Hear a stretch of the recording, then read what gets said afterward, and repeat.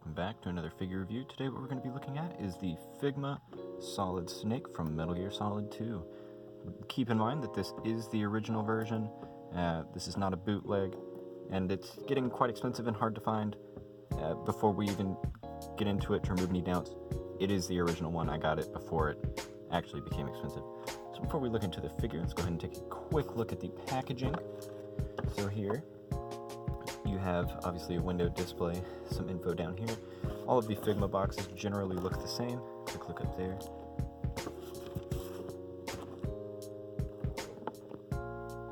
And it's the same on this side. And then on both the top and the bottom is this.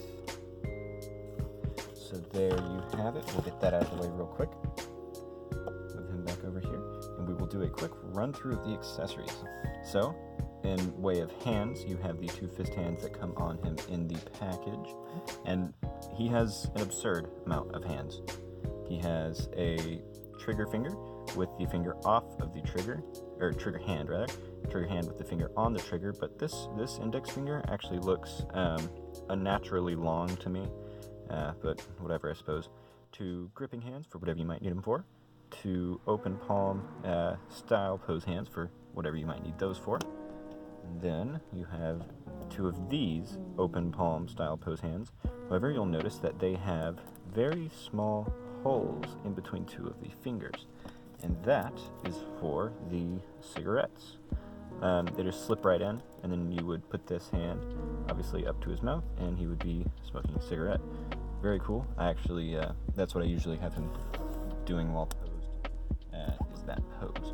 And then the last set of hands that you have are these little edge hanging hands, and this actually comes with this clear piece of what I assume is acrylic, and they have tabs right there. I don't know if you can see that, and they just kind of sit right there inside of that, so you can have him hanging off of ledges, or whatever you might need Snake doing.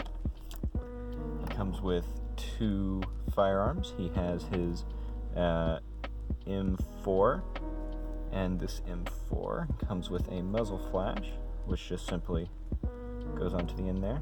Looks really, really good. And he holds it really well. He can shoulder it just fine. There's no issue with actually getting him to pose with it. And he also has his M9 tranquilizer gun, which looks really good. The silencer is not removable, and the muzzle flash does not go on to the M9. However, the M9 has a silencer, so you wouldn't really see the muzzle flash anyway. His face, obviously he comes with a regular face. It's worth noting that the faces have a decent amount of shading at the like eyes area, which looks really good. So you obviously have that regular one. Then you have this one, the angry.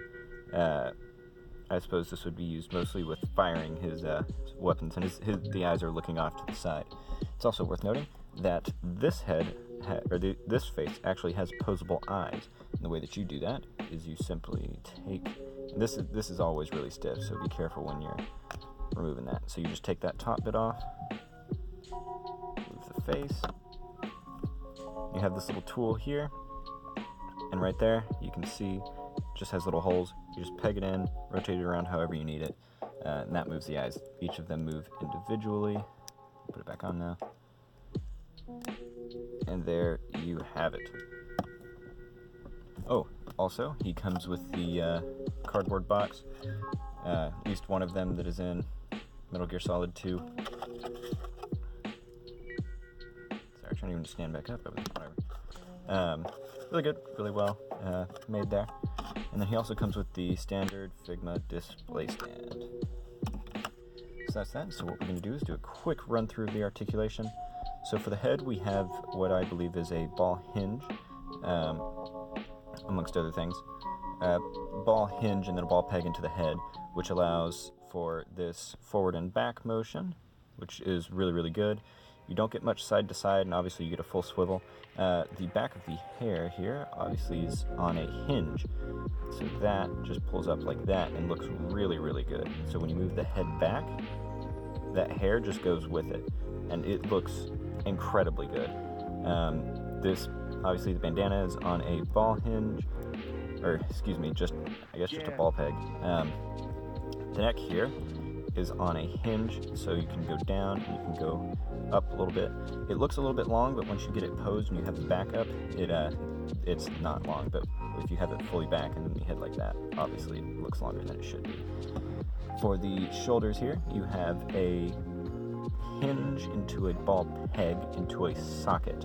No bicep swivel, so that allows you to bring the shoulder pretty far across the chest. You can't bring it up too high without it looking really strange. If you try to tuck it under this little shoulder thing, it doesn't work too well. You get full swivel all the way around, and that little socket will give you a little bit of motion as well. You get a single joint, the standard Figma joint, and gives you almost full range of a human, which looks really good. These little ammo packs on either side rotate around. They are on ball pegs. Now for this whole abdomen section, it's worth noting that it is very, very loose. Like as you can see, when I'm just kind of moving it around, it just kind of flops around. So you have to be, it sometimes get a little bit difficult to pose them. It's not too hard though, you can adjust to it. This top area, I'm not entirely sure what it is. Oh, that's right, I forgot. This section comes apart, which is a little interesting. So you have this ball socket here into a double ball peg into another socket. So it allows you to essentially bring it up.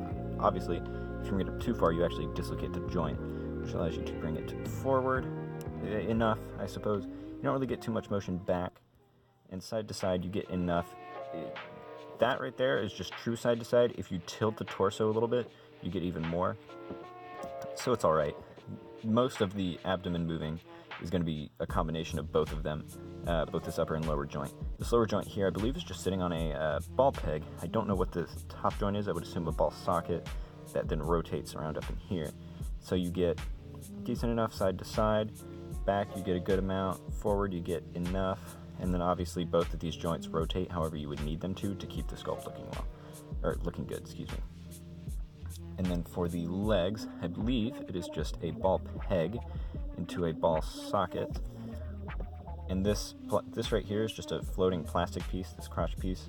And so you can bring the leg as far forward as you would need it to, as far back as you can ever need it to, and out to the side enough. You get a little bit of a swivel in there, not too much. You get a thigh swivel right here at the top of this little brace thing, a single jointed Figma joint, which gives you just about enough range, greater than 90 degrees, but not quite full human. And then you have a ball hinge into just a peg, which gives you the ankle rocker, so you can bring it up far enough, back far enough, and oh, I lied. There is actually no ankle rocker. I never really paid attention to that. Oh, okay, all right. So there is a swivel. Wait, no, yeah, there is an ankle rocker. All right, but it's not really usable because of the angle that this is at. Obviously, if you twisted the leg around, but then your knee joint is going off to the side. So it's not adequate, but good enough for this figure, I would say. And you also get a toe hinge. So overall, this figure is pretty incredible, with the exception of, before I get into my little final thoughts, it's worth noting, the paintwork on this thing is absolutely incredible. There's paintwork all throughout it, essentially shading in a dark wash throughout all of the blue. It doesn't look like it's coming up on as good on camera as it is in person, but I mean, it looks great. I mean, it's not my personal favorite version of Snake, but it's definitely my favorite Snake figure, just objectively as a figure in general. So that just about sums up my thoughts on this figure. It's absolutely worth picking up, especially if you're a fan of the series like I am. It is getting more expensive, and it's also heavily bootlegged, so you have to keep an eye out when you're looking to buy it. So I would definitely recommend picking it up 100%. Don't even mess with the bootlegs, because they're not worth buying. So that just about sums it up for this review. Thanks for watching. More coming soon. Stay tuned.